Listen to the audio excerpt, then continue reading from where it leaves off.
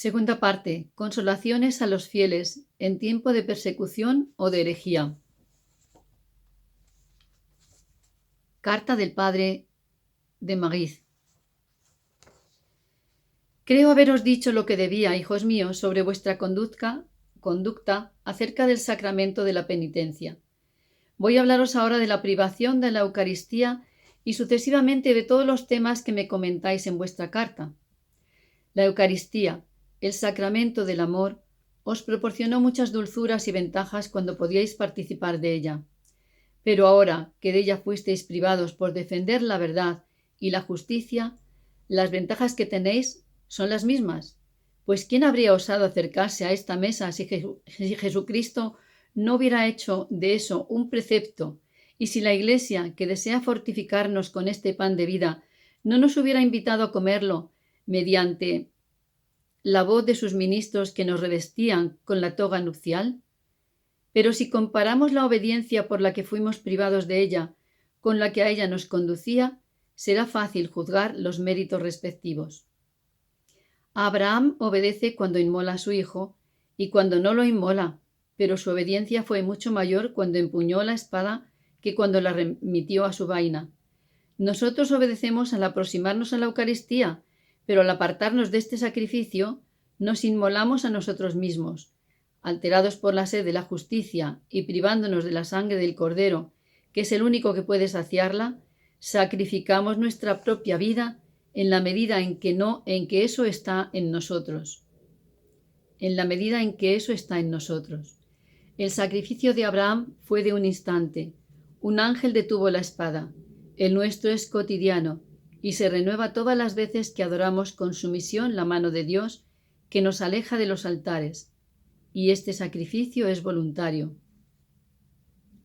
Estamos ventajosamente privados de la Eucaristía al elevar el estandarte de la cruz por la causa de Jesucristo y la gloria de su Iglesia.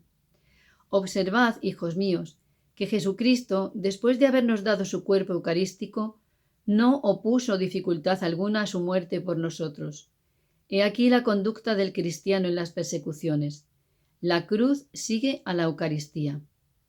Que el amor por la Eucaristía no nos aleje, pues, de la cruz. Mostramos y hacemos un glorioso progreso en la gloria del Evangelio cuando salimos del cenáculo para subir al Calvario. Sí, no temo decirlo, cuando la tempestad de la malicia humana atrona contra la verdad y la justicia, es más ventajoso para los fieles sufrir por Jesucristo que participar de su cuerpo sagrado en la comunión. Me parece oír al Salvador diciéndonos: «Oh, no temáis ser separados de mi mesa por la confesión de mi nombre.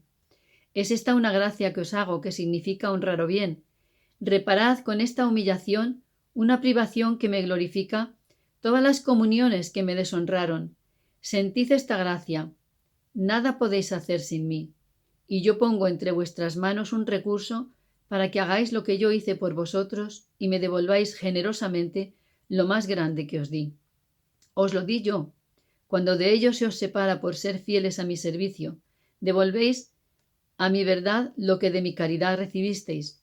Nada más grande tengo yo para daros, y tampoco tenéis vosotros nada más grande para darme. Vuestro reconocimiento por la gracia que os hice equipara la grandeza del don que os hice. Consolaos si no os llamo a derramar vuestra sangre como los mártires. He aquí la mía para suplirla. Cada vez que os impidan beberla, lo tomaré como si hubierais derramado la propia, y la mía es infinitamente más preciosa».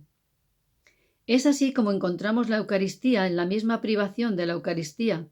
Por lo demás, ¿quién puede separarnos de Jesucristo y de su Iglesia en la comunión, cuando por la fe nos acercamos a sus altares de modo tanto más eficaz cuanto más espiritual y más alejado de los sentidos? Esto es lo que llamo comulgar espiritualmente, uniéndose a los fieles que pueden hacerlo en los diversos lugares de la tierra. Esta comunión ya os era familiar en los tiempos en que podíais acercaros a la Santa Mesa. Conocéis de ella las ventajas y el modo, por eso no seguiré hablándoos al respecto. Voy a exponeros lo que la Santa Escritura y los anales de la Iglesia me ofrecen como reflexiones sobre la privacidad de la misa y la necesidad para los fieles de un sacrificio continuo en tiempo de persecución. Y lo haré brevemente, Prestad, hijos míos, una atención particular a los principios que recordaré. Apuntan a vuestra edificación. Nada sucede sin la voluntad de Dios. Con un culto que no permita asistir a misa o privados de él, debemos someternos por igual a su voluntad santa y en cualquier circunstancia ser dignos del Dios al que servimos. El culto que debemos a Jesucristo se funda sobre la asistencia que nos da y sobre la necesidad que tenemos de su ayuda. Este culto nos señala deberes como fieles aislados, así como nos los señala antes para el ejercicio público de nuestra santa religión. Como hijos de Dios, según el testimonio de San Pedro y de San Juan, participamos en el sacerdocio de Jesucristo para ofrecer plegarias y anhelos. Si no tenemos el sello del orden sagrado para sacrificar sobre los altares visibles, no estamos empero sin hostias, porque podemos ofrecerlas en el culto de nuestro amor, sacrificando nosotros mismos a Jesucristo para su Padre sobre el altar visible de nuestros corazones.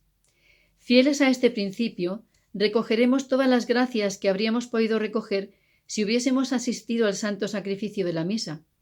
La caridad nos une a todos los fieles del universo que ofrecen este divino sacrificio o que asisten a él. Si el altar material o las especies sensibles nos faltan, tampoco los hay en el cielo, donde Jesucristo es ofrecido de la manera más perfecta. Sí, hijos míos, los fieles que están sin sacerdotes, por ser, según San Pedro, sacerdotes y reyes, ofrecen sus sacrificios sin templo, sin ministros y sin nada sensible. Solo hay necesidad de Jesucristo para ofrecerlos, mediante el sacrificio del corazón, donde la víctima debe ser consumida por el fuego del amor del Espíritu Santo. Esto significa estar unido a Jesucristo. Dice San Clemente de Alejandría, por las palabras, estar unidos a Jesucristo por las palabras, por las acciones y por el corazón. Estamos unidos a Él por nuestras palabras cuando son verdaderas, por nuestras acciones cuando son justas, y por nuestros corazones cuando la caridad los inflama. Entonces, digamos la verdad, no amemos más que la verdad. Así rendiremos a Dios la gloria que se le debe. Cuando somos veraces en nuestras palabras, justos en nuestras acciones, sometidos a Dios en nuestros deseos y nuestros pensamientos, hablando solo por medio de Él, alabándolo por sus dones y humillándonos por nuestras infidelidades, ofrecemos un sacrificio agradable a Dios que no puede sernos quitado. El sacrificio que Dios reclama es un espíritu penetrado de dolor, dice el santo rey David. Tú no despreciarás, Dios mío, un corazón contrito y humillado. Salmo 50. Resta considerar la Eucaristía como viático. Podéis quedaros sin él al morir. Debo ilustraros y preveniros contra privación tan sensible. Dios, que nos ama y nos protege, quiso darnos su cuerpo cuando la muerte se acerca para fortificarnos en este peligroso pasaje. Al lanzar vuestras miradas al porvenir, viéndose en vuestra agonía sin víctima, sin extremaunción y sin ninguna asistencia de parte de los ministros del Señor, os sentís en el más triste y más afligido de los abandonos. Consolaos, hijos míos, en la confianza que le debéis a Dios. Este Padre tierno verterá sobre vosotros sus gracias, sus bendiciones y sus misericordias en esos momentos terribles que teméis, con más abundancia que si pudierais ser asistidos por sus ministros, de los que estáis privados solo porque vosotros mismos no quisisteis abandonarlo. El abandono y el desamparo en que tememos encontrarnos semejan a los del Salvador sobre la cruz cuando dice a su Padre: Dios mío, ¿por qué me has abandonado? Ah, qué instructivas son estas palabras. Vuestras penas y desamparo os conducen a sus gloriosos destinos, haciendo que terminéis vuestra carrera como Jesucristo terminó la suya. Jesús, en los sufrimientos, en su abandono y su muerte, se mantenía en la más íntima unión con su Padre. En vuestras penas y vuestro desamparo, mantened la misma unión, y sea vuestro último suspiro como el suyo, que se cumpla la voluntad de Dios. Lo que dije de la privación del viático en la muerte, lo diré también de la extremaunción. Si muero entre las manos de personas que no solo no me asisten, sino que me insultan, tanto más dichoso seré cuanta más conformidad tenga mi muerte con la de Jesucristo, que fue espectáculo de oprobio para toda la tierra. Crucificado por las manos de sus enemigos, es tratado como un delincuente. y muere entre dos ladrones. Era la sabiduría misma, pasa por un insensato. Era la verdad, pasa por un embustero y un seductor. Los fariseos y los escribas triunfaron sobre él en su presencia. Finalmente se saciaron con su sangre. Jesucristo murió en la infamia del suplicio más vergonzoso y en los dolores más sensibles. Cristiano, si vuestra agonía y vuestra muerte son para vuestros enemigos ocasión de insulto y de trato oprobioso, ¿cómo fue la de Jesucristo? No sé si el ángel enviado para suplir la dureza y la insensibilidad de los hombres no lo fue para enseñarnos que en una ocasión así recibimos consolación del cielo cuando las terrenales nos faltan. No sin un designio particular de Dios fue que los apóstoles, que habrían debido consolar a Jesucristo, permanecieran en un sopor profundo. Que el fiel no se asombre, pues, por encontrarse sin sacerdote en su última hora. Jesucristo reprochó a sus apóstoles porque dormían, no porque lo dejaran sin consolación, sino para enseñarnos que, si entramos en el huerto de los olivos, si subimos al Calvario, si expiramos solos y sin socorros humanos, Dios vela por nosotros, nos consuela y abastece todas nuestras necesidades. Fieles que teméis las consecuencias del momento actual, mirad a Jesús, fijaos en Él, contempladlo. Él es vuestro modelo. Nada más tengo que deciros sobre este tema. Después de haberlo contemplado, ¿teméis todavía la privación de las oraciones y las ceremonias que la Iglesia estableció para honrar vuestra agonía, vuestra muerte y vuestro sepulcro? Pensad que la causa por la que sufrís y morís convierte a esta privación en una nueva gloria y os da el mérito del último rasgo de semejanza posible con Jesucristo. La providencia permitió y quiso para nuestra instrucción que los fariseos pusiesen guardias en el sepulcro para cuidar el cuerpo de Jesús crucificado. Quiso que incluso después de la muerte su cuerpo quedara en manos de sus enemigos, para enseñarnos que por largo que sea el dominio de nuestros enemigos, debemos sufrirlo con paciencia y rogar por ellos. San Ignacio mártir, que con tanto ardor ansiaba ser devorado por las bestias, ¿no prefirió tenerlas por el sepulcro antes que al más bello mausoleo? Los primeros cristianos enviados a los verdugos, ¿se afligieron jamás por su agonía y por su sepultura? Ninguno se inquietó por lo que se haría con sus cuerpos. Sí, hijos míos, cuando uno se confía a Jesucristo durante la vida, se confía a Él tras la propia muerte. Jesucristo sobre la cruz y cerca de espiar, vio cómo las mujeres que lo habían seguido desde Galilea se mantenían alejadas.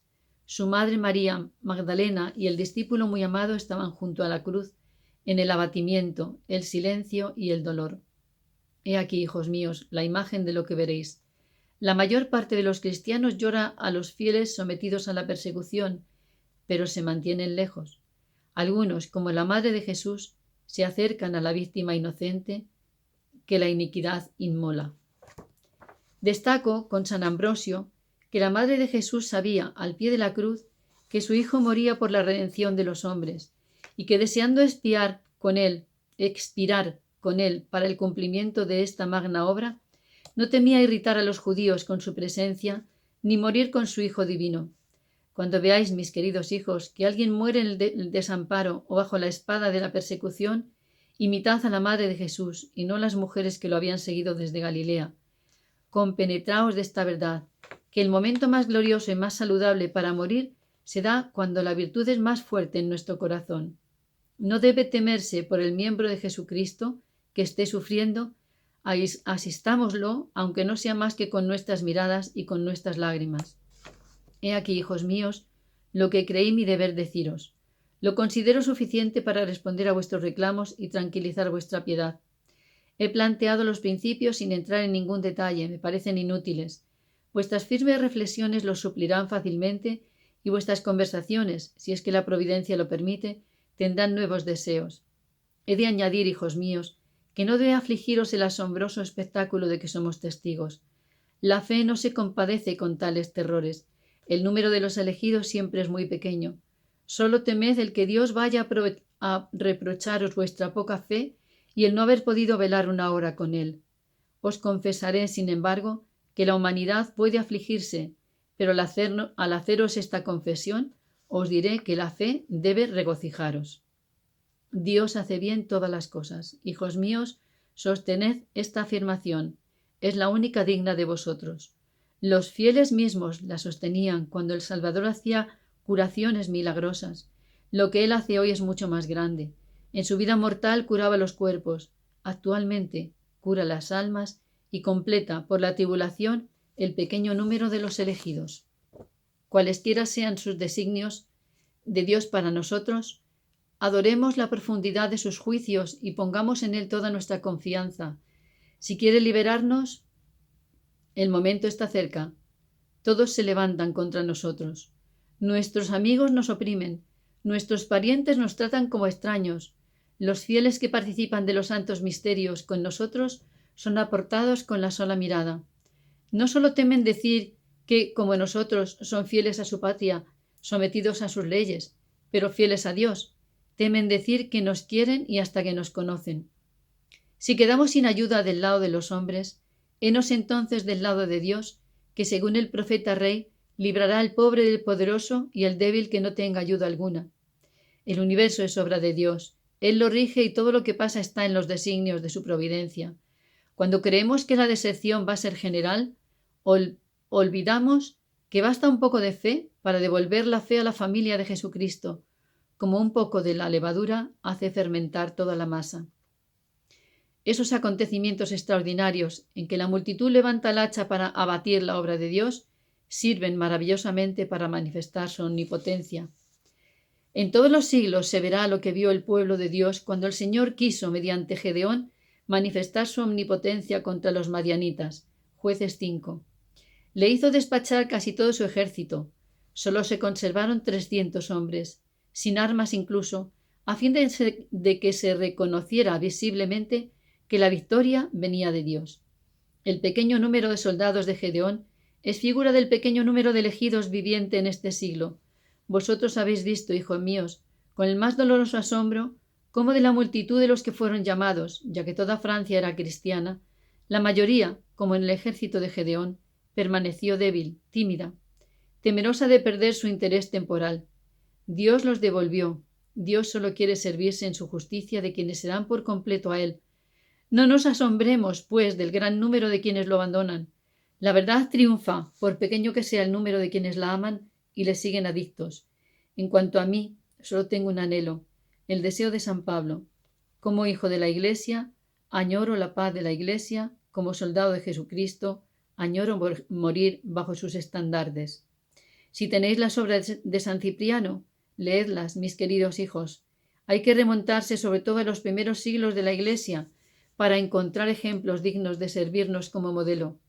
En los libros santos y en los primeros defensores de la fe es donde hay que formarse una idea precisa del objeto del martirio y de la confesión del nombre de Jesucristo. Lo que hay que confesar es la verdad y la justicia, los objetos augustos, eternos, inmutables de la fe. Es el Evangelio, pues las instrucciones humanas, cualesquiera sean, son variables y temporales. En cambio, el Evangelio y la ley de Dios están ligados a la eternidad. Será meditando esta distinción como veréis claramente lo que es propio de Dios y lo que es propio de César, porque según el ejemplo de Jesucristo, a cada uno se le debe dar con respeto lo que le corresponde. Todas las iglesias y todos los siglos concuerdan. No puede haber nada tan santo y tan glorioso como confesar el nombre de Jesucristo. Pero recordad, hijos míos, que para confesarlo de modo digno, con la corona que deseamos, en los tiempos en que más se sufre es cuando hay que manifestar mayor santidad. Nada más bello que las palabras de San Cipriano cuando alaba todas las virtudes cristianas en los confesores de Jesucristo. Observasteis siempre, les dice, el mandato de nuestro Señor con un vigor digno de vuestra firmeza. Conservasteis la simplicidad, la inocencia, la caridad, la concordia, la modestia y la humildad. Cumplieron con su ministerio con gran cuidado y exactitud. Trasuntaron diligencia para ayudar a los que tenían necesidad de ayuda, compasión por los pobres, constancia para defender la virtud, coraje para mantener la severidad de la disciplina, y a fin de que nada faltase a los grandes ejemplos de virtud que dieron, he aquí que mediante una confesión y los sufrimientos generosos animaron extremadamente a sus hermanos al martirio y les señalaron el camino. Espero, mis queridos hijos, aunque Dios no os llame al martirio ni a una confesión dolorosa de su nombre, poder un día hablaros como él hablaba a los confesores Celerino y Aurelio, y alabaros más vuestra humildad que vuestra constancia, glorificaros más por la santidad de vuestras costumbres que por vuestras penas y heridas. En espera de ese feliz momento, aprovechad de mis consejos y sosteneos con mi ejemplo. Dios vela sobre vosotros. Nuestra esperanza tiene fundamento. Ella nos muestra o la persecución que termina o la persecución que nos corona. En la alternativa entre una u otra veo el cumplimiento de nuestro destino. Hágase la voluntad de Dios, porque, cualquiera que sea el modo con que nos libere, sus misericordias eternas se derraman sobre nosotros. Termino, mis queridos hijos, abrazándoos y rogando a Dios por vosotros. Rogadle por mí y recibid mi bendición paternal, como prueba de mis afectos por vosotros, de mi fe y de mi resignación sincera de no tener otra voluntad que la de Dios.